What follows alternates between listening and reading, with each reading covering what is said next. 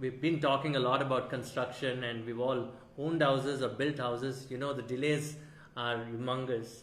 They suck the life out of you, that much I can tell you. But then here's a startup that can save your lives, okay? If you're a B2B real estate company, you got to sign up with FalconBrick. I've got Sashi, Gautam and Aditya, the co-founders of FalconBrick. What does FalconBrick mean, man? Well, FalconBrick, first part Falcon, the world's fastest bird. Yes. And Brick, about construction. So we're trying to help construction get faster. And by the way, they're scaling up 1,000 projects with their technology. They're working with 45 builders. Absolutely. I want to capture your journey. Gautam, how did you guys meet? Yeah.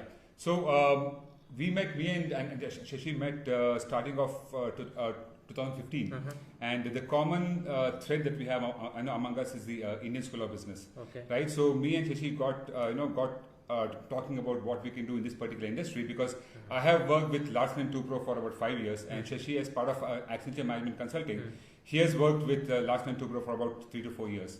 So even though we never met across the table, so we have a lot of common friends, right? So we got talking, and we thought that here's a particular industry where a lot is happening in this particular in this country, right? So it's the second largest contributor to GDP.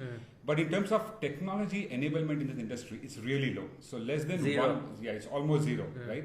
And most of the technology that's there in this industry, it's more towards the central functions, right? So the construction side pretty much uses methods that are decades old, very right? old, yes. People use paper checklists, they use Excel sheets, Word documents, phone, WhatsApp groups.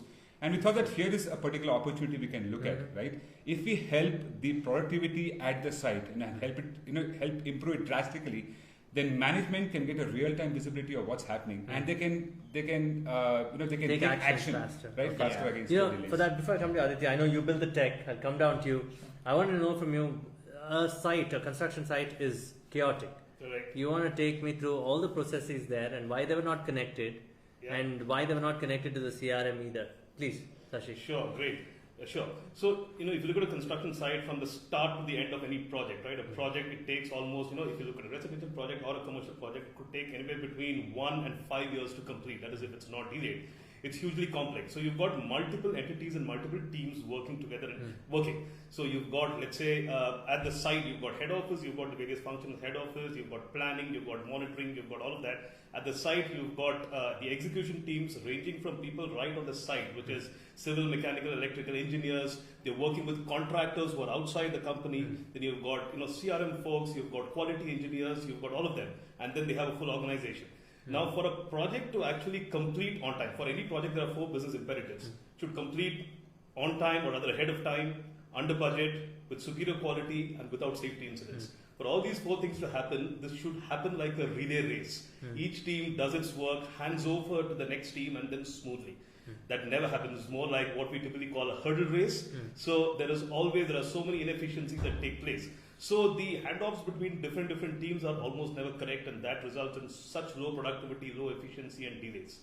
So with so many people involved within the company, outside the company, you've got architects, consultants, contractors, all need to work together in order to give that super quality product on time and within budget to the customer. That never really happens. And there's so much of low productivity because this industry, as Gautam said, it's second contributor to GDP, so much of focus from the government, but still working in old ways. Pen and paper, emails, Word documents, coordination on phone, it's not going to work. But now PropTech is becoming huge, not only in India, but across the world. So it's a sunrise industry, construction tech. And hence we feel there's huge, That's how it started up in 2016, right? Absolutely. Aditya, these two folks have some heavy words, man. How did you simplify it into tech, man? So the idea actually is fairly simple, right? The core is, how do we get people at site to become more productive? And how do we make this something that helps them save time? Correct. So we focus on 2 things. One, the design of the product and making sure that the product is offering a benefit for every individual, right? So when we look at it from that prism, it actually makes things very simple. And we just have to take, simple things like see what they do in a particular day and offer them tools that make it easier, faster, and more productive for them. So if I'm a contractor in site, right, it is a mobile app. Correct. And what does it do for the contractor? Yeah, so for example, a contractor would be somebody who's taking care of painting or waterproofing at a site, and they have a gang of supervisors, Yes. laborers, etc., and they need to sort of execute what they're doing as per the specs of an engineer, and two, keep appraising the engineer what is done so that he can come in and check in on the work that's done. Right? Okay, it's interesting. So the engineer goes to the app, Right. puts in his specs, Correct. and then the contractor has to execute it. Exactly. And he assigns it to these people. Correct. And the supervisor say he's done with his particular job of waterproofing. He invites the engineer to come in and sort of Have a look. verify what he's done, and the engineer can then go through it on the app and And he verify. Exactly. tick marks it or whatever. Correct. He approves Or of it. checklist and he approves And then it goes to the right. So it goes back to the supervisor. Yeah, There are complete problems. workflow, right? Workflow, and the supervisor fixes it. If engineer's fine with it, it might go to a quality person who does an audit and verifies everything is exactly as it should be. So we have a workflow that's sort of built for every customer, and it's sort of completely configured based on how they work. So interesting. So the CEOs by the end of the day know what their engineers, contractors, what every project Not is going at the through. end of the day, I'd say real time. Real time. Real time. So the first, yeah, go ahead. So if somebody at site says that a particular activity is completed, a minute later it is there on the dashboard of the CEO. So He that gets this a particular notification. activity has been Correct. So just look at it this way. So you've got construction happening on the site. As of today, they are actually dependent, things are happening manually, right? So they're dependent on daily progress reports, weekly, monthly. By the time stuff comes from the site to you as a CEO, the time for you to make decisions is gone. It's either inaccurate or it's delayed. Now it's all digital, right? So construction work is happening physically at site. The guy on the ground actually updates it in an extremely easy to use manner. So he can drill down from a project to a tower to a flat to even a room within the flat and say that today I have actually completed tiling in flat number A501, which is tower A, 5th floor, unit number 1, with one single tick mark. That's all. No files, no papers, nothing. And the CEO sitting in his office can immediately see, aha, real time, this is the update that's happened. Typically, how many people are on each of these apps? I mean, a real estate company engages how many vendors or? So it depends. It varies. There's a builder that we are working with in Delhi who has almost 120 different contractors at site. That's a lot right? of people. Yeah, there's a lot of people, and at one point even they were not entirely sure of which contractor is working on which tower exactly on what kind of work. Yeah, and right. our app helped them sort of get everybody on the right plane. Interesting. And it improves your productivity. Yeah, And absolutely. there's efficiency in using material. There's no wastage. No Absolutely. wastage. No, it's so. If you look at this particular example, they themselves were confused which contractors were all there, and now they've got 120 contractors on the system, and they've been very smart. Some of our customers are extremely smart. They've used this system so effectively. They've linked it to the payments to their contractors. Exactly. Yeah. So They've actually done therefore, I think there's no undercutting. Yeah. There's Yeah. no false bills. Absolutely. So I think one key thing is it brings about accountability from every person at site, right? Because before, people used to do some work, they say this work has been completed, not completed, checked, not checked. Now, we provide a complete audit trail. So even let's say 6 months after a project has been completed, if there's an issue, they can trace back saying when this work was actually completed, who did it, what was the checks against it, whether any photographs to say that there's an issue over here. So we provide a complete audit. And one of the key things that we do is that we enforce process. So every customer has a particular process they want the site to follow. Correct. However, that in practice is very hard for them to enforce. So our product is helping them make sure that when X contractor has done his work, the next guy can only start when it's actually done. Finish. Yes. That's interesting. So there's no duplication. There's no duplication. interference, Duplication. So just imagine this: you're a homeowner, you bought a house from a premium builder after paying a premium price, and you find within 3 months there are leakages, the tile colors are not matching, and all of that stuff. And you'll ask, is this what I paid for? Actually, the problem that caused what you see today was actually 3 years back. We helped the builders solve that problem 3 years back so that he ensured that there are no issues afterwards. Okay, what kind of a tech are you? A cloud-based? Yeah, we're entirely legacy, cloud-based and software as a service. So everybody there's no overhead for the builder. They just sort of install the app and they're good to go. So we manage everything. How much of a buy-in should the founders have on this tech? So I think Founders of the real estate. yeah, so I think what we find is that they're actually quite enthusiastic about the technology, and but the challenge for them is they want to ensure that their site staff is actually as enthusiastic about it as they are, and that's one of the challenges that we've worked very hard on. Okay. Both from product making it easy to use, but also from an on ground. We spend a lot of time on ensuring that each individual at site doesn't feel Left out. left out, and they get sort of. How did you manage that, Gautam, Shashi? He would have done it, built it for you anyway. Yeah. Aditya would have done it. Right. But to get a buy-in, what did you guys go and do? So I'll tell you what. So I'll just take one step. So he's right. The biggest challenge is actually not only for us, but also what the promoters, the companies that we sell to, they say that I love your product, guys. I'm sold. But what about the people at my site? Yeah. So I think we have been able to crack that code. Why to make can't it they successful. enforce it? Why can't they enforce So it? I'll tell Saying, you look, what. I have seen money lost in my company. Right. Yeah. You guys have to use it or the highway. So let's just consider this, Vishal. One is that you enforce it and say you need to start using this from tomorrow. That sustains to some extent, but not always, right? We are actually building this in a scalable manner. The even better situation is when the guy at site says, I want to use this every day from now on. I'm not going back to my paper-based method. So that is something that sustains it, and that's what has happened. So let me give you an anecdote. We've got a customer in Calcutta. When we actually went to them, there were 3 supervisors who actually could not speak English or Hindi. They only knew Bengali. And they were the first point of contact entry into the app. So we were like a little apprehensive. But when we implemented that, came back, we actually saw that the dashboards were just coming up like nobody's business. Was it in local language? Not No, really. it wasn't. These 3 supervisors together, they actually updated 600 activities in the app within 3 days. That's because when we went back to them and asked them, they said, it's very easy. Previously, I used to carry 10 files and still used to get scoldings for delays. Now, everything is on the app. I do my work, update it here. My boss doesn't ask me questions. He sees it on his dashboard. And that's about it. We're all completely seamlessly connected. So no problem. Nice. Gautam, I mean, you became big in Calcutta. Right. Being a Bangalore company, one day you grow in Bangalore, but you Yeah. had to prove yourself in Calcutta. How did that happen? So see, a couple of factors happened. Right? One is like Shashi has mentioned, the people on the ground, right? So they started liking to use the product, right? And for a person on the ground, it's all about, is it going to make my life easier or not? If you put any system in place, and because of that his work becomes a little bit more harder, right? Then it's not going to work, right? So that is one. Second thing is, in Calcutta, the builders are, I think, phenomenal, right? So they are extremely proactive, they are involved in the business on a day-to-day basis, and we are easily able to show them value from this product, saying that what is the kind of value that we are delivering to them. And in Calcutta, I think we have got all our customers through word of mouth, right? So all in any typical geography, all builders are good friends, right? It's a very small knit community, It's a smaller right? community, absolutely. If you succeed at one builder, So everybody wants to use it. yes, Yeah. Absolutely. right? So that said, Calcutta is one of it. We've actually are there in 6 cities now. We started with Bangalore. We were actually lucky. We got one of the most professional builders, biggest builders, Brigade, as our first customer early on. Talk about that, no? The paycheck itself, the Yeah. first paycheck, how long did it take you to run It's around? not- so it's Were you very- parallelly building the product and trying to win business, or what? Exactly. What happened? Actually, we won Brigade not out of a product, but almost out of a PowerPoint presentation. We went Okay. to one of the chief operating officers and showed him the PPT. This is what we want to do. He said, I want the product as of tomorrow. And then we scrambled together, built the product. Aditya, who's Did you our make- god, did he you make actually mistakes? got it together. Well, yeah, obviously. So the product was sort of, we were already working on some parts of it, but as soon as we got that thing, we all had to go out and deploy. Yeah, so hustle. Yeah. we spent a good chunk of time being on site very often to make sure that what we Almost were daily basis. We were there daily basis, talking to each of the engineers over there, telling Yeah. how to use the app, right? What kind of benefits is going to accrue to them.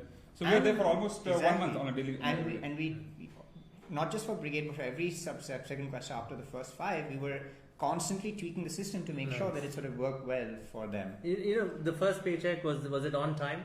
Did they pay you on time, or Yes. did they delay? So I'll tell you what, it's very interesting. So it was on time. So in this industry, the myth goes that builders don't pay on time. They've got so many problems themselves. We would disagree. What we've seen is builders will pay you, will not only adopt your technology, but they'll pay you on time if they actually see value in this. Okay. Yeah.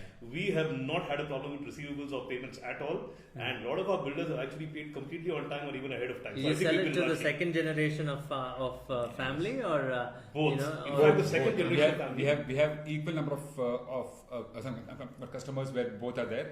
The younger generation now are definitely looking at what they can do to improve the business, right? So technology, is a huge thing over there. Which is why we've been able to get into 6 cities and all the marquee builders. So that's been really good for us. I want to ask you a difficult question. I don't know how you're going to take it. You guys have now gone to 45 builders. You've been going and selling, hard sell. Yeah. He builds the tech, and you both go and meet the builders and convince them of the tech, and they use it. It's a sales process, more Right. relationship driven. Right. To build you're globally expanding, and therefore I'm asking this. When do you see people just go sign up with you and say, "Man, I'm going to use FalconBrick"?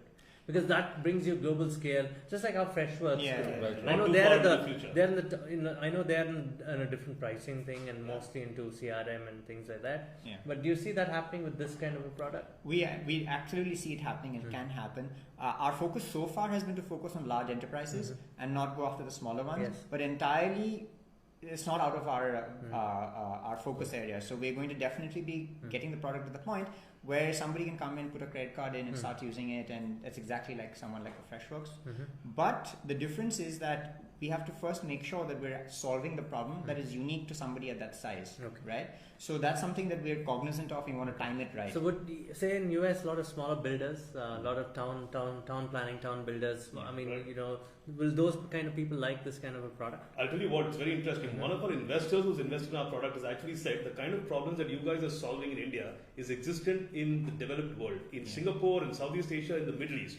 Even there you've got projects getting delayed, not happening on time. So this kind of a technology is going to be very useful there. So will it be more of a sell product? I mean, where you have to go there, meet the guy, get them to use it? Not really. No? Initially, yes, but then it's going the scalable way, right? Where it becomes what we call pure SaaS, Yes, what we pure call SaaS, no touch, yes. wherein somebody can just go swipe a credit card, he gets all the workflows that he wants, and he is on the ground, up and running, using it. That's the scalable model that we're actually moving towards. We are expanding in Tier 2, Tier 3 cities in India, huge kind of traction there, and looking to go abroad as well. So if investors are watching this, you tell them that you'd want to be low touch point SaaS, global expansion. Absolutely. Okay, those kind of things. Okay, In India and globally. So what kind of markets are you going globally? Right. So So we're looking at in the near future we're looking at Southeast Asia and Middle East and North Africa.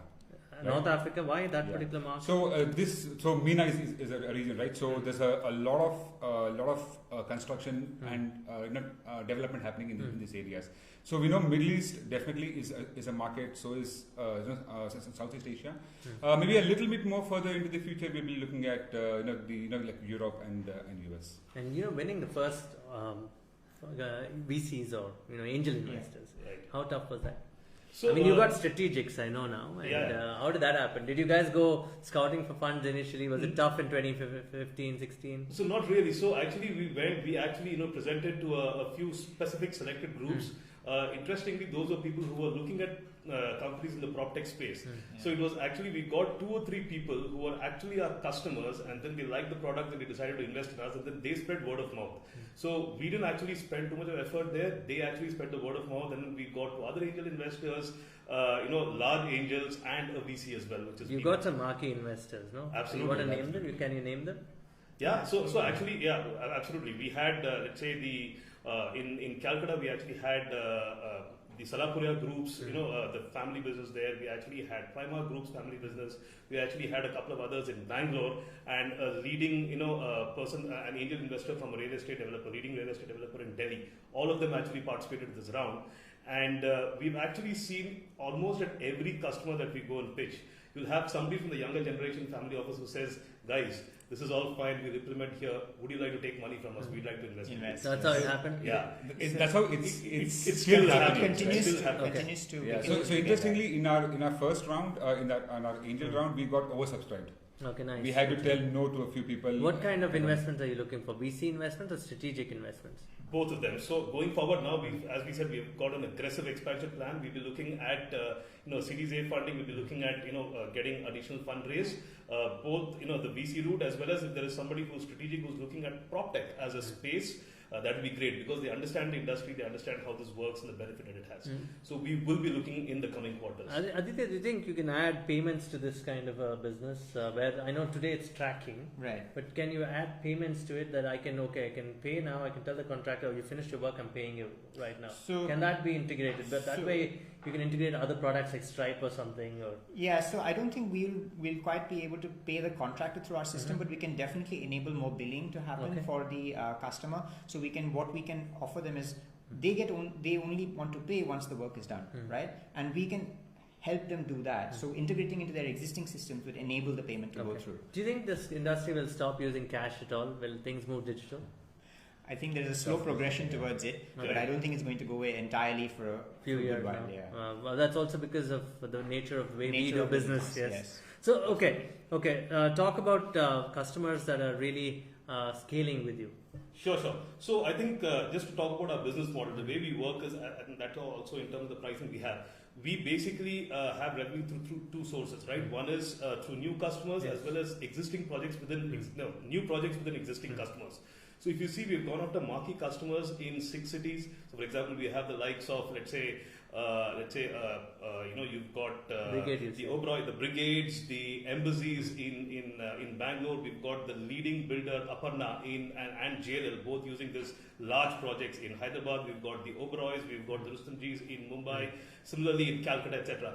Now all of these have got multiple projects that they're doing. And the best thing is that when they do one project as a pilot, they like it and then they decide to roll it out to all of their projects. So we've got multiple customers who have actually said, when we start a new project, we start with the FalconBrick solution. So that's like very heartening to us. It's good. So it's been very good. So are you hiring at this point of time? We are aggressively hiring in all 3 verticals in terms of customer acquisition, in terms of product, and in terms of customer success. So why should they work with you? So why should they work with us? We're solving some really interesting engineering challenges, right? And our intention is to be a startup that doesn't remain a startup. We get really big, and we're doing this for the India market, right? So we're going to do stuff that you would do at a consumer company, but we're going to do it for the enterprise space. Great. And the challenges that are there are it's good raw tech work that an engineer would really be happy to what should they on. learn to come and interview with you? They should be really good with mobile development, native mobile development, and on the backend side, Node and the latest technologies like React. They're really good at that. That would be anything on data. Absolutely. So we've got tons of data coming through from our customers, and we've got a lot of analytics that we're building, and we're building machine learning models on top of that. So someone who is strong and interested in working on models like that, they should definitely. So the 3 of you challenge each other. He's building great tech. Then does he say, "Where are you guys selling? Are you guys selling it?" Or not? There is one thing here, right? So we consider him as God, okay, right? Yeah. So we go out in the market, we talk to people and all, and whatever we come and give feedback to Aditya, he already knows about it. Do these guys get the narrative right? Wrong? It's a good joke, but yeah, we challenge each other quite a bit, and so it's a collaborative thing, right? So there are a lot of things that you hear at customers that Gautam and Sashi sing at site, and then we need to make the decisions about what are we building, is it making sense, and is it going to be something that we can do for many other customers over time, right? So that process is something that we all have to work together on. And there are challenges, right? Because you can't invest in something that is not going to pay off immediately, but nor can you say that everything is only going to be short term. So and in terms of why people would want to join us, apart from the fact that it's challenging and exciting, we're also a fun place to work. Absolutely. We have a lot of can graduates and master's students on the non-technical side apply too? I think so. Absolutely. So sure, go ahead. I was just going to say that one of the major things that we are focused on is ensuring value for the customer. We keep talking about that, right? But one important thing is you've got to understand their business. You can't just be about the tech or the product, right? So to do that, we have people, very smart people who have joined us with backgrounds in business, analysts, fresh hires, sales, all of them? Yes. Absolutely. So they're fresh people, and even in our sales and acquisition, it's not needed that you need to have a background in this industry. If you're actually good at selling, if you're actually good at reading the mind of the promoter of your customer, if you're actually good at reading the CEO's mind, what he needs from his business, then you can completely align yourself. The reason I ask is, most of these builders or the new upcoming builders are local language speakers. So what kind of people would you hire? People who know local language skills? Yeah, absolutely. So I think English and Hindi is pretty standard. Much standard anywhere you go, right? Yeah. In the south, Region. maybe a little bit of local language is required, but English, Hindi works everywhere. We've got a diverse set of people who know South Indian languages, North Indian, Hindi, English, everything. Nice. So quickly, what are you guys reading? So I was recently reading the Hard Things About Hard Things. About Hard Things, yeah. And why would you recommend that to our audience? It's a great book for 2 reasons. I mean, everybody knows, right? Running a startup is hard work, but making the tough decisions and how do you think about them? What's the mental model?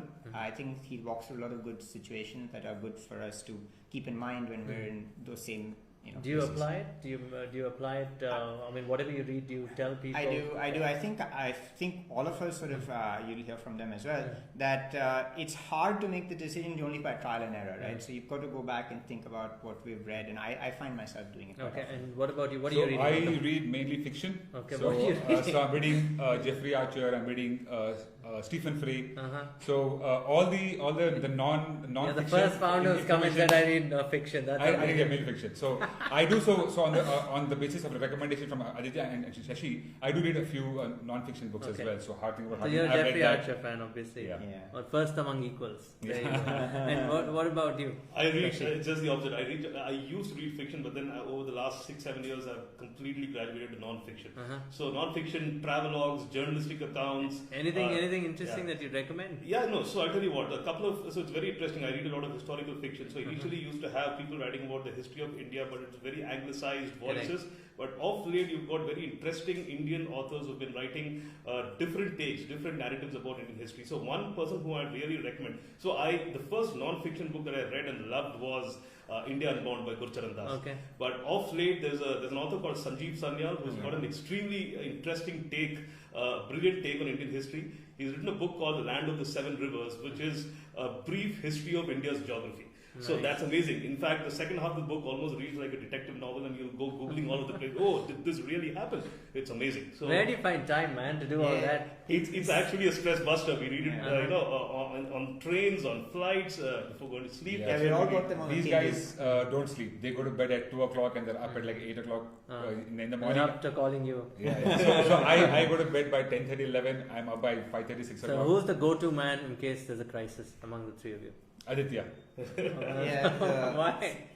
I don't know, maybe because I can sit in an office and think about things calmly while they're out on the field. But no, I think the best part is that we always end up sort of brainstorming and shooting ideas. Nice. And do you guys shoot down ideas? I mean, do you guys discuss a lot? We discuss a discuss lot. We have catch-ups every day. We discuss what happened. We're still very close. We do stand-ups. We keep brainstorming. We shoot down ideas. We appreciate ideas. So one of the things that we sort of did early on is we said that come what may, no matter how busy we are, we're going to spend half an hour every day amongst the three of us catching up on making sure that we're on the same page. So what's the new idea that's going to be out in the market? Sneak peeks, anything. Next 2 years, what's the plan? Next 18 months or even 6 months. So as we said, so let's look at it this way, right? So as we said, we're going to expand everywhere. So we're going to expand to Tier 2, Tier 3 cities in India. We're looking at global expansion. That's fine. In terms of market strategy, what do you I'm just coming to that. So we're going to have completely changed kind of. So we have two parts of our UI of our product. We have something for people at site, a mobile app. We've got dashboard for people in head office. We're going to have a completely twisted, turned, new-looking product coming out for the customers. What it looks like is something that they're going to see when it comes Even out. more collaborative. Even more collaborative, even more user-friendly. It's going to be brilliant. And even more transparent. Guys, if you're a real estate company, I was check going them out. to say insights. They're going to get insights that you've not seen before. And you're going to have insight as to what's going wrong, what could go wrong 10 days in the future, 3 months in the future, and how can you solve it today? Would you say that's what you're raising money for also? Are we ready? Why not? Yeah, absolutely. Guys, check these guys out. And what are your email IDs? Any one of you? Yeah. Who answers emails? Sashi. Sashi.Kiran@FalconBrick.com. Sashi, wait, give me your spelling though. I mean, S-A. It's not S-H. It's SASHI.KIRAN@FalconBrick.com. Rest of the day, that's what you Gautam.Mayur, G-A-U. Oh, he's giving everybody. He's going to put you all in trouble. Oh, I thought that's going to be... Okay, so let's just be... Sashi.Kiran@FalconBrick.com. By the way, guys, check them out. This has been a brilliant interview. And, you can write to these gentlemen on LinkedIn also and they'll answer your queries, right? Absolutely. Thank you. And you can bother Sashi because he's given the email. Bye, guys. Bye. Thank you. Thank you. Thank you, guys. Thank you. Thanks so much, Vishal. Thank you. But that's a nice recommendation. I'm going to take down both those names. Absolutely. Yeah. Gurcharan Das is one. Yeah. Ocean Sanjeev Sanyal. Sanjeev Sanyal is brilliant. Very good. We I follow almost bought everyone. Romila Tapper. Okay? It's medieval age and all.